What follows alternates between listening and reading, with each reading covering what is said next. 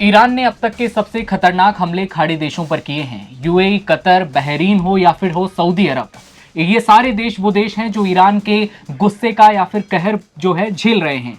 लेकिन अब सबसे बड़ी खबर, यूएई ने खुद कहा है कि हम पर 871 ड्रोन हमले ईरान की तरफ से किए गए हैं। इसके साथ ही बैलिस्टिक और क्रूज मिसाइलें भी दागी गई हैं। लेकिन इसी बीच इंटरसेप्टर जो हैं उनके पास कम पड़ रहे हैं। ट्रंप से उन्होंने इंटरसेप्ट की मांग की, लेकिन उन्होंने मना कर दिया। ऐसी खबरें सामने आ रही हैं। तो ऐसे में राम जी हमारे साथ हैं। खबरें ये हैं कि भाई इनके पास अब इंटरसेप्ट नहीं है, डिफेंस की जो हथियार है वो खत्म हो रहे हैं। तो क्या अब ये सऊदी अरब, कतर, यूएई अकेले पड़ रहे हैं इस जंग में? दिव्यांशु, विडंबना यहां पर यह है कि भारत में जहां एक तरफ होली का त्योहार मनाया जा रहा है, होली की तैयारियां चल रही हैं, दूसरी तरफ मिडिल ईस्ट जो है खून की होली खेल रहा है। वहां पर जो है जिस तरीके से ईरान अब कहर बरपाना शुरू कर चुका है और ये हमले जो है जिस तरीके से विकराल होते जा रहे हैं, ये कहीं ना कहीं एक बड़े खतरे का संकेत भी है। क्योंकि जिस तरीके से ईरान के हमले जो है अब मल्टी पोलर होते हुए दिखाई दे रहे हैं, वो कहीं ना कहीं अब अमेरिका के उस गुस्से को ट्रिगर कर रहा है, जब वो किसी एक्सट्रीम स्टेप लेने को मजबूर हो सकता है। क्योंकि अब तक डोनाल्ड ट्रंप लगातार और बार बार ईरान को वार्न करते रहे हैं, उसको आगाह करते रहे हैं कि अब अपने हमले रोक दो। और यहां तक कि डोनाल्ड ट्रंप ये भी ऑफर कर चुके हैं कि हमें बैठना चाहिए और ईरान का जो नया नेतृत्व है उससे बातचीत के जरिए इस मसले को सुलझाने की जो है पेशकश कर चुके हैं। लेकिन जिस तरीके से हमले ईरान की तरफ से जारी हैं, उसने मिडिल ईस्ट के तमाम जो मुस्लिम देश हैं वहां पर जो है कोहराम मचा रखा है। खास तौर से कुवैत, कतर, सऊदी अरबिया और बाकी और जो कुछ और देश हैं, वहां पर जिस तरीके से ईरान के हमले तेज हो रहे हैं, तो ईरान के उन शक्तिशाली मिसाइलों और ड्रोन अटैक से बचने के लिए इंटरसेप्टर्स की बहुत जरूरत है। और यही वो एकमात्र साधन फिलहाल उनको सूझ रहा है जो सीधे उनके शहरों पर हो रहे हमलों से अब तक बचाव करता आ रहा था। इन देशों को अपेक्षा अमेरिका से यह थी कि अमेरिका इस संकट की घड़ी में उनके लिए एक शील्ड बनेगा, एक प्रोटेक्टिव शील्ड बनेगा। लेकिन अमेरिका जिस तरीके से अब बैकफुट पर आया है और कहीं ना कहीं यह संदेश उनको दिया है कि हम जो है आपको इंटरसेप्टर्स की जो है सप्लाईज उतनी ज्यादा जारी नहीं रख पाएंगे जितनी आपको अपेक्षाएं हैं। क्योंकि यहां पर जो स्थितियां बन रही हैं कि पिछले साल जो जून में हमला हुआ था, उसमें जो है ऐसा कहा जा रहा था कि 25% के आसपास इंटरसेप्टर्स जो है कम हो गए थे।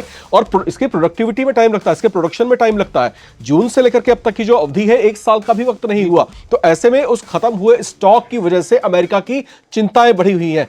खतरा उसको यह भी सूझ रहा है कि अगर ये हमले ईरान रोकता नहीं है, तो ऐसे में उसके सामने डिफेंसिव चैलेंजेस जो है सामने आने शुरू हो जाएंगे। बता दें कि अमेरिका के थर्ड एयर डिफेंस के, जैसा कि आपने कहा, 25% स्टॉक खत्म हो चुका है साफ तौर पर। और अमेरिका पर जिम्मेदारी है कि इजराइल को भी बचाना है और सारे अरब देशों को भी बचाने की जिम्मेदारी है कि इन्हें एयर डिफेंस के साथ साथ सारे हथियार मुहैया कराता रहे। अब इंटरसेप्ट की जब बारी आई, अभी हाल ही में जब यूएई पर 871 ड्रोन दागे, जब तो उसके बाद अब बारी थी कि भाई हमारे पास इंटरसेप्ट खत्म हो रहे हैं। यूएई ने साफ तौर पर कहा, सऊदी अरब ने साफ तौर पर कहा, लेकिन अमेरिका के जो अधिकारी हैं या फिर सूत्र ये बात कह रहे हैं कि अब हम भी जो है इंटरसेप्टर आपको नहीं दे पाएंगे। इस तरह के दावे किए जा रहे हैं। तो क्या सऊदी अरब, यूएई अब अकेले पड़ जाएंगे इस जंग में? इनके पास जब डिफेंस के हथियार नहीं होंगे, अपने आप को बचाने के इंटरसेप्टर नहीं होंगे, तो फिर क्या ईरान के हमले में ये सब मारे जाएंगे? देखिए, सबसे पहली बात यह कि जो जियोपॉलिटिकल स्टेटस है वहां का, वो समझने की आवश्यकता है।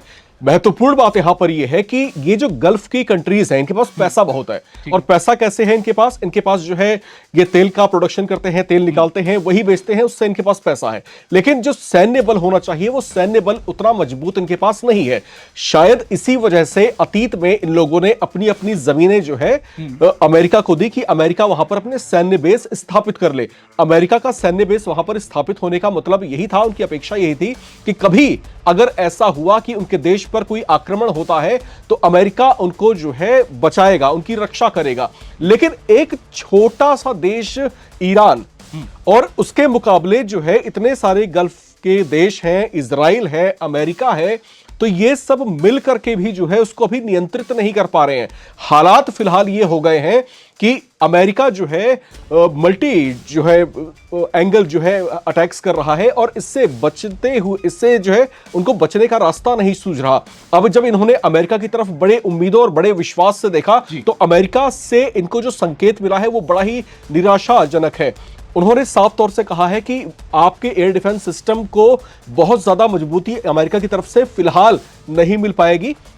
लेकिन अब ऐसा भी नहीं कि अमेरिका ने इनको पूरी तरीके से छोड़ दिया हो, लेकिन अगर ईरान हमले जारी रखता है तो क्या अब इन देशों को अपने गिरेबान में देखना होगा कि हम जो है कितने तरीके से जो है रक्षात्मक भूमिका अपने बचाव में निभा सकते हैं। बता दें कि यूएई पर जब हाल ही में हमला हुआ तो इस बात की भी बड़ी खबर है कि अमेरिकी बैलिस्टिक मिसाइल डिफेंस सिस्टम के साथ साथ यूएई के पास इस वक्त Patriot PAC-3 surface to air missile system भी मौजूद है। लेकिन कब तक, क्योंकि ईरान हमले रोकने का नाम नहीं ले रहा। खामनेई की मौत हुई और खामनेई की मौत के बाद से ही ये हमले और ज्यादा विध्वंसक हो गए, चाहे वो इजराइल पर हो, सऊदी अरब पर हो, कतर पर हो, बहरीन पर हो, और ये हमले लगातार जारी हैं। बुर्ज खलीफा के पास लोग वीडियो शेयर कर रहे हैं कि हम लोग बैठे हुए हैं और हम ये नजारे देख रहे हैं। हमें नहीं पता था कि बुर्ज खलीफा हम लोग घूमने आएंगे, दुबई घूमने जाएंगे और ये नजारे, बम विस्फोटों के नजारे, मिसाइलें देखने को मिलेंगी। हम अब कैसे हालात है वहां, कौन सी बड़ी खबरें हैं, वो जरा बताइए। देखिए, अगर हम सिर्फ अकेले यूएई की बात करते हैं तो यूएई ने एक आंकड़ा जारी किया है। यूएई ने कहा है कि जब से हमले शुरू हुए हैं तब से लेकर के अब तक यूएई के ऊपर जो है 871 अटैक्स हो चुके हैं, जिनमें से जो है 814 जो बैलिस्टिक मिसाइल्स हैं या ड्रोन्स हैं या मिसाइलें हैं, तो 871 में से 814 को जो है इंटरसेप्ट किया गया, उनको हवा में ही डैमेज कर दिया गया। लेकिन इसके अलावा बाकी जो हमले थे वो सफल रहे और यूएई की धरती पर वो जो है धमाके हुए हैं। अब ऐसी विकराल स्थिति में जबकि इतने बड़े पैमाने पर हमला हो रहा है और 871 का जो आंकड़ा यहां पर यूएई की तरफ से गिनाया गया है, तो ये आप इस आंकड़े से अनुमान लगा सकते हैं कि ईरान किस इंटेंसिटी के साथ हमले कर रहा है, कितनी भारी जो है उसकी तरफ से अटैक्स किए जा रहे हैं। इससे बचाव के लिए उसको जो है रक्षात्मक जो पंक्ति है उसको मजबूत करना होगा। लेकिन अब अमेरिका ही जो है कहीं ना कहीं हाथ खड़े करता हुआ दिखाई दे रहा है। लेकिन यहां पर इसका मतलब ये नहीं कि अमेरिका जो है बैकफुट पर है। दरअसल ये जो संवेदनशील स्थिति है, यहां पर अमेरिका शायद ये चाहता है कि हम जो है सीधे तौर पर ईरान के साथ युद्ध में ना उलझें।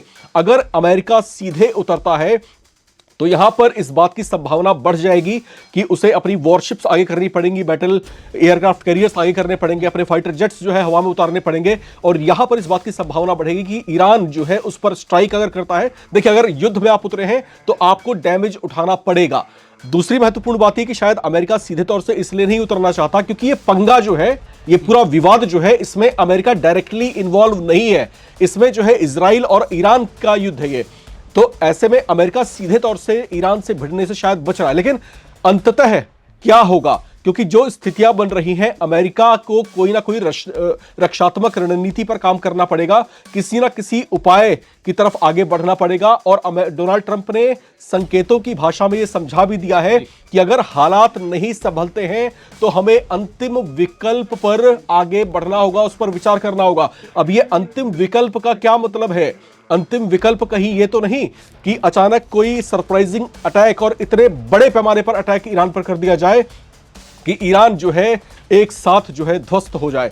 लेकिन यहां पर जो है कॉन्ट्रडिक्शन भी है, विरोधाभास की स्थिति है। वो स्थिति इसलिए है क्योंकि डोनाल्ड ट्रंप जो है ईरान की जनता से पहले ही वादा कर चुके हैं कि हम आप पर आंच नहीं आने देंगे। हमारी लड़ाई, हमारा झगड़ा और हमारे मतभेद जो है ईरान की सरकार, ईरान की मिलिट्री से है, तो हम उससे उलझ रहे हैं। तो ऐसे में अमेरिका के सामने बंदिशें ये है कि वो ईरान के ऊपर रैंडम अटैक्स नहीं कर सकता, जैसा कि उसने जनता से वादा भी किया था। लेकिन ईरान के सामने ऐसी कोई बंदिश नहीं है। वो खुलेआम बेपरवाह होकर के जहां चाह रहा है वहां पर बॉम्बार्डिंग कर रहा है।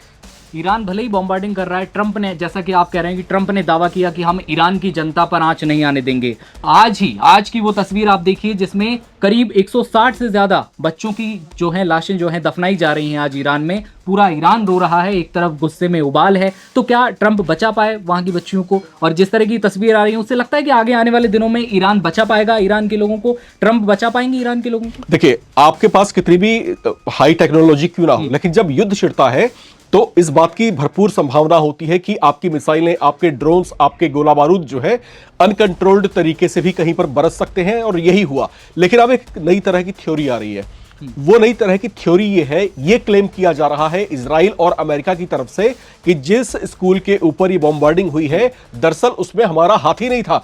यानी कहीं ना कहीं पल्ला झाड़ करके ये बताने की कोशिश की जा रही है कि कहीं सिंपैथी गेन करने के लिए ईरान ने ही तो नहीं ऐसा करवा दिया, अपने ही बच्चियों के ऊपर, अपने ही स्कूल के ऊपर हमला करवा दिया। तो ये कहीं ना कहीं इस तरह की अब एक नई थ्योरी विकसित हो रही है। हालांकि प्रमाण तो क्या है इसका, ईरान ऑब्वियसली बात है कि मना करेगा, अमेरिका पल्ला झाड़ रहा है, ईरान पल्ला झाड़ रहा है, तो फिर जिम्मेदारी है किसकी, किसका बम था जो वहां पर गिरा? 165 गर्ल्स स्कूल पर ये बम गिरा था, 165 लड़कियों की मौत हुई थी। ये अब तक की सबसे बड़ी खबरें थी जो कि राम जी ने आपको बताई। तमाम अंतर्राष्ट्रीय खबरों पर हम नजर रख रहे हैं और इजराइल और ईरान का युद्ध अब अगले मोड़ पर ज्यादा दिखाई दे रहा है। खाड़ी देशों पर सबसे ज्यादा हमले हो रहे हैं, ईरान कहर बरपा रहा है दमदार तरीके से। ऐसी नजरें तमाम खबरों पर बनी रहेंगी। आप देखते रहिए नवभारत टाइम्स। नमस्कार। नमस्कार।